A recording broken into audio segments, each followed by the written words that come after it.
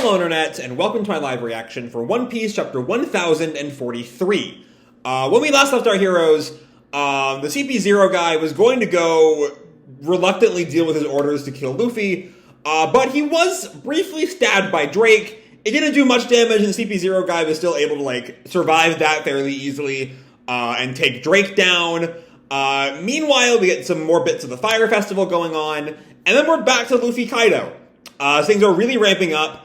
Kaido initially sort of struggles against the Snake Man Hydra ability, but he learns from it. He kind of copies it, doing the same sort of future sight and the right angle thing that Luffy does with his own dragon form. And so that fight sort of keeps going back and forth. Luffy's acknowledging he has maybe one attack left before Gear 4 drains. And so he's going to do that. That one last shot for all the marbles. And he is surprised to find that he's been grabbed by the CP0 agent, allowing Kaido to get that final blow in. Reminding Kaido of when, I forget what his name was, the wiki said what his name was. Higurashi, I think. Higurashi had interfered in the fight with Odin 20 years ago. And so Kaido is, I think, less than happy about that. But that's sort of where we leave off, with Luffy taking that hit and Kaido less than happy at the end of this fight. So that being said, let's jump right on into chapter 1043, Let's Face Death Together. Which maybe, could refer to Kaido being so upset over a fair victory being taken from him. Knowing what we know about Kaido kind of suicidalism, maybe Kaido just wants to die in the aftermath. I don't know. Anyway, Germa 66's an Emotionless Excursion, Volume 7, arrived at Whole Cake Island. And we see Oven and Brule have made it to Whole Cake with the book containing Niji and Yonji, just sort of continuing that storyline. And we pick up right where we left off with Luffy taking the hit thanks to Mr. CP0, who seems to have just disappeared as fast as he arrived. But Kaido knows what happened, that he is not happy, but he still finishes the blow. Luffy slams into the ground, seemingly unconscious, coughs up blood. Kaido just grips his club, and our CP0 agent is just sort of almost somber here, maybe scared about what Kaido will do to him. But we see, we just have this wide shot of Luffy on the ground. A different CP0 agent, another one we've seen in the past, but not one of the two we've been following recently, just sort of silently, somewhere in the building, thinks on this. And Luffy's strength leaves him. What almost happened last week finally does happen here. And Kaido watches it go solemnly. And Momo comments as he's still trying to pull away Onigashima. Huh? I do not hear Luffy's voice anymore. And yeah, that's a bad sign. That is a bad sign there. And Luffy falls. Kaido looks on, exhausted and not really pleased with how it all ended. But Luffy's unconscious. Battle on the roof of the Skull Dome. Winner, Kaido, King of the Beasts. So yeah, that's Luffy's loss. I mean, he'll certainly come back eventually, but I don't know. I really thought we were at, the tail end of Wano. But with this, I don't know what happens next. I mean, I remember, a year or so ago, there was some talk over, given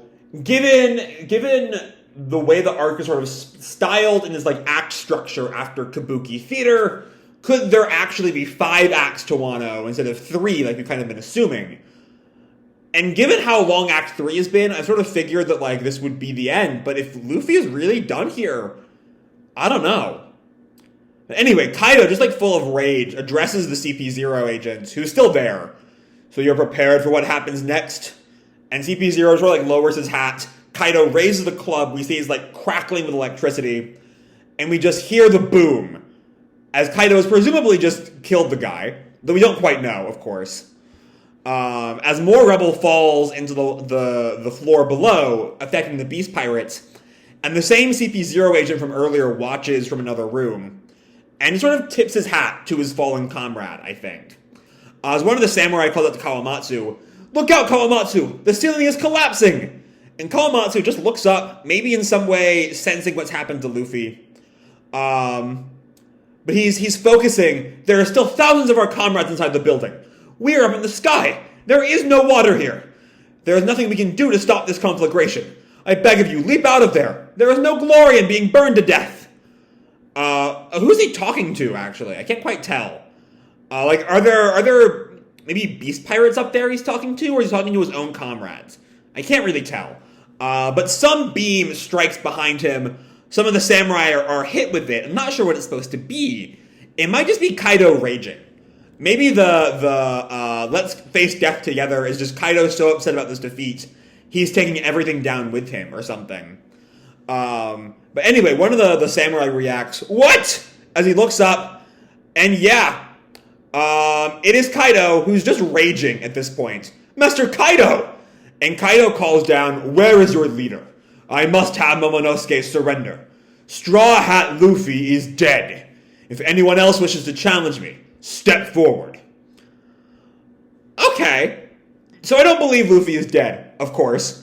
And also, this is not the first time Luffy's death has been announced during the raid. Right? Like, Luffy was announced dead after he fell. And I don't quite picture Kaido, like, checking Luffy's pulse or anything. Because I do think he's just kind of severely beaten and unconscious rather than dead. I mean, he's fucking Luffy. Luffy doesn't die here. That would be completely ridiculous. That would be really bad. But the Beast Pirates cheer. "Yeah, he did it! Master Kaido is utterly victorious!" And the samurai are just stunned. "That's a lie. The man in the straw hat is..." And we cut back to Kid and Law. As Law comments, "Straw Hat's voice has vanished." That's an interesting thing. Because with Momo, when Momo said that earlier, I assumed he was talking sort of, the voice of all things stuff. That we've set up that both Luffy and Momo can hear, right? But Law says it too. And it doesn't seem like he's saying, it doesn't seem like he's just being poetic there in response to, like, hearing Kaido's proclamation. It sounds like it's in the same sort of concept as what Momo was talking about earlier. Does Law have the voice of all things? I don't think so. Let me see what the wiki would say.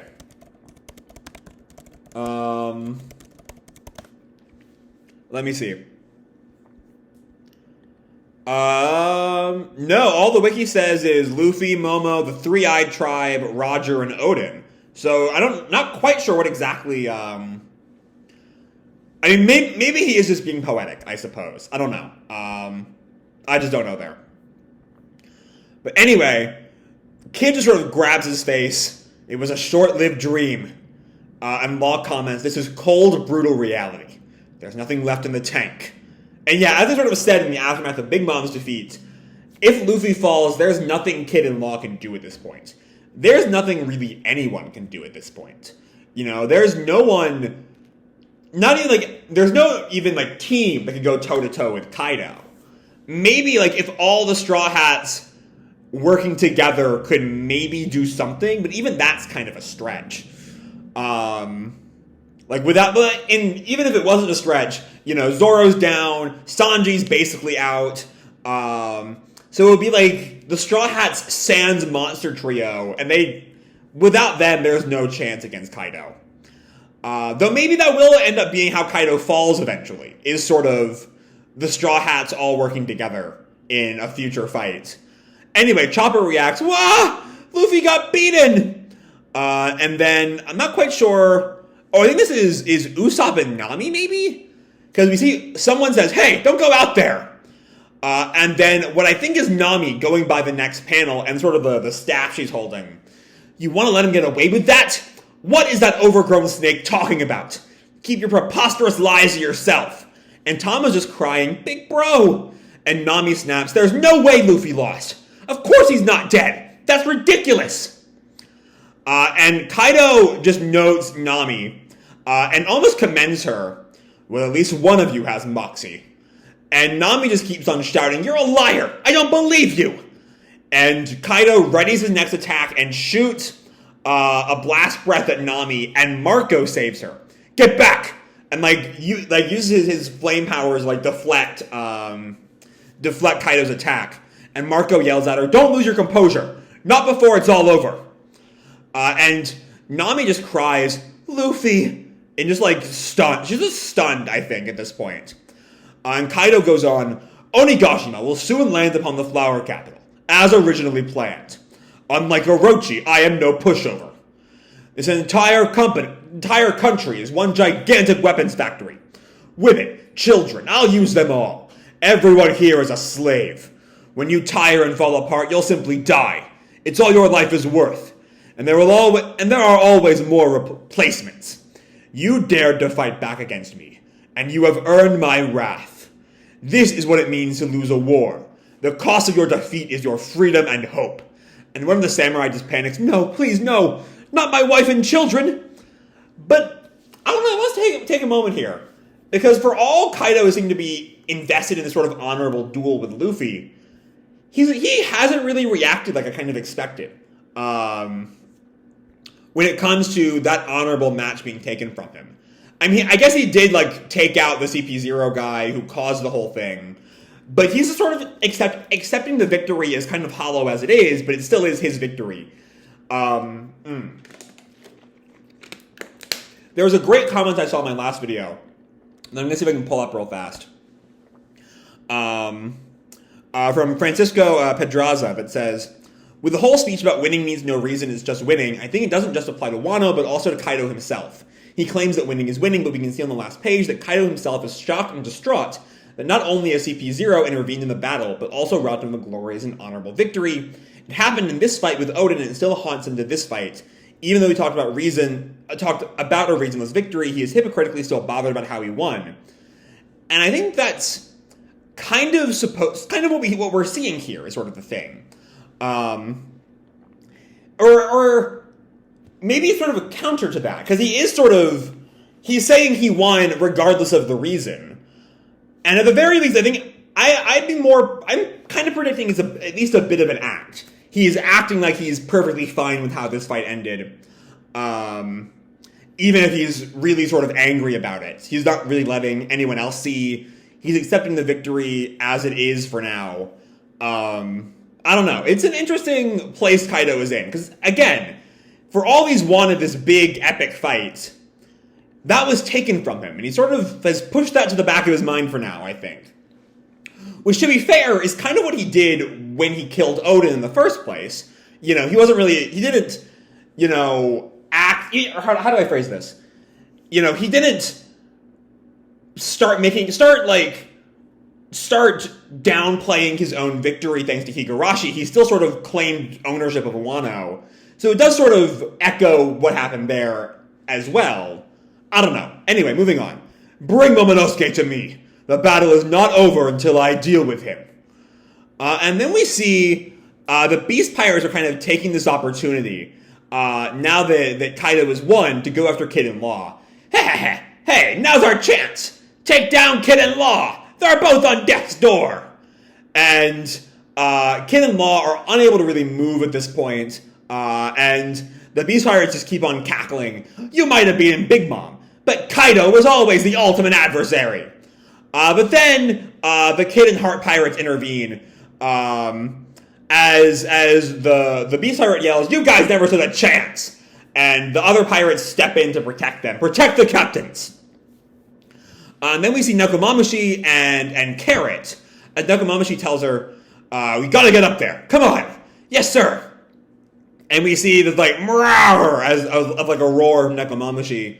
We cut to the basement, where we see, I think these are the samurai, as the flames are getting the flames at Kazenbo still started, even if he failed to cause the explosion. The flames are still everywhere. "It's nothing but flames on all sides. We must go. Is there no way out? Search for an exit." And then we see Kid and Law are still going to fight against these background villains, even if they're on death's door. Kid creates a little metal hand. "I'm gonna fight, Trafalgar. No surrender. No going out without a peep." And Law just picks up his swords. "Damn it, Straw Hat." And Momo keeps on fighting, trying to pull that island. This is madness! I cannot do it! If Luffy cannot beat him, how can I?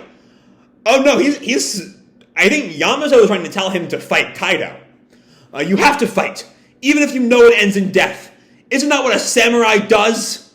Who else but us can do it? Everyone's all torn up. Even Kaido is deeply wounded. I guess, yeah, in the end, Yamato and Momo are like the least damaged out of everyone here. But Momo protests that we'll only be adding more bodies to the pile. It galls me, but if Luffy is already lost, then my only option is surrender. But Yamato tells him, no, I won't let you do that. What will that survival even mean? Only a return to slavery, counting down the days to death. Surrender is not the same as salvation. And that sort of strikes at Momo. This idea that, like, even if he surrenders, that may be surviving, but for what? What has he survived for? And Yamato goes on, this is what the daimyo from all over Wano did, when they gave their lives fighting back against Orochi. The last 20 years of Wano was riding upon this battle. If you're going to let it go to waste, then let's face death together. And there's our title, actually comes from that. As Yamato makes this desperate plea to Momo, and Momo just stares at him. As we see the battle continuing inside, Yamato just stares, his hair like blowing in the wind. As Kaido attacks the last holdouts of the samurai left and right. And then we cut back to the rooftop, where Luffy is still just lying there. But we hear a ba-bump, a very faint heartbeat. He is still alive. And then we cut to Zunesha, who tells Momonosuke, huh? I can hear it. How long it's been. And Momo looks around, what is it, Zunesha? I hear the drums of liberation. For the first time in 800 years, he is here. Oh, no. Is Zunesha gonna say what I think he's gonna say? Momo just asked, who is? Joyboy has returned. And we see Luffy grins. And something is happening to him. He's changing somehow. Like, this is the awakening that the world government has feared. To be continued. We're off next week. What a fucking cliffhanger to go out on, One Piece. Ah, boy. Okay. Damn. I don't know what's going on here. Like, a part of me wants to, like, do the smart reviewer thing and talk about the rest of the chapter before we get to the Joyboy scene. But, can we talk about that Joyboy scene? 'Cause, what? Alright, so, first off, I think it's time we finally figure out what the hell is Joyboy a title or a person? Is the real question. Because, unless Luffy... Like, we know too much of Luffy's backstory to accept that Luffy is actually this guy from 800 years ago. This isn't Toki with their time travel powers. This is... I mean, we know Luffy's backstory from, like, start to finish, really. So there's no... Unless he was Joyboy... Unless Joyboy was only in the Void Century for, like, 4 years, I don't think it's possible for Luffy to be the original Joyboy. So I'm assuming Joyboy has to be a title. And somehow that ties in with the drums of liberation that Zunesha mentions. And it's interesting to me that right before Zunesha starts talking about these drums of liberation, we hear Luffy's heart start beating again. And maybe he was dead. And then that heartbeat revived him? Or through Luffy's death, even a temporary death, whatever Joyboy is was able to come out from Luffy? I don't know. I really just don't know. God, I don't fucking know.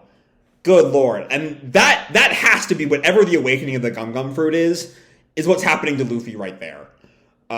Because he's turning to gel or something? I don't know. I don't know. Maybe it's like the bouncy gel from Portal or something. I don't know. Like turns the walls into a bouncy castle or something. I don't fucking know. But somehow that ties into Joyboy returning. 800 years he is here. I don't fucking know. But there's also plenty of other stuff here. Like, that's the real important thing here. That's the holy fuck moment. That's the why do I have to wait 2 weeks for more One Piece moment. But, like, there's still so much good shit here. There's still, you know, Kaido's anger. Like looking at this moment right before he smashes the ceiling on CP0 Man. That is sort of pure anger. Going back to that comment from last week's video, that's sort of he sees the reason for his victory in the way that like he denounced the losers for always having a reason for their loss. Kaido sees the reason for his victory, and he's not happy that there was a reason for his victory outside of his own strength. But then yeah, it's really just sort of this panic as everyone is like, are we lost? Is this the end? Are we just fucked? Do we give in and die? We can either surrender or die, and there is no hope. You know, Kid and Law decide to go out fighting. Marco still seems to have hope, as he tells Nami, don't lose your composure, not before it's all over, implying that it's not over yet. But Kaido's just like, you lost, you will work, and if you die, you die, you know, which isn't exactly a smart way to run a workforce, you know? It's much easier to not kill your workers and to wait for their children to be adults, but okay. I mean, that's just how businesses are these days, I suppose. But yeah, beyond that, sort of that last desperate push. As, you know, Momo and Yamato have this argument, like, we can surrender, but, like, as Yamato says, what would be the point of that? We just sort of die a little slower. And is that really salvation? But before Momo can come up with an answer, Joyboy has returned. And I really just don't know. I don't know what we're going to do with that. Like, yeah, Luffy is alive and Joyboy, I don't fucking know. I don't know where the fuck we're going with this. But good lord, I can't wait to see how all this plays out. In 2 weeks, Oda, you're killing me. But yeah, with that said, I'm going to leave this video off here. Hope you all enjoyed the chapter and the video itself. If you did, feel free to drop me a like or subscribe, you know, do whatever makes you happy, you know? And as always, your life is your own, okay? Bye!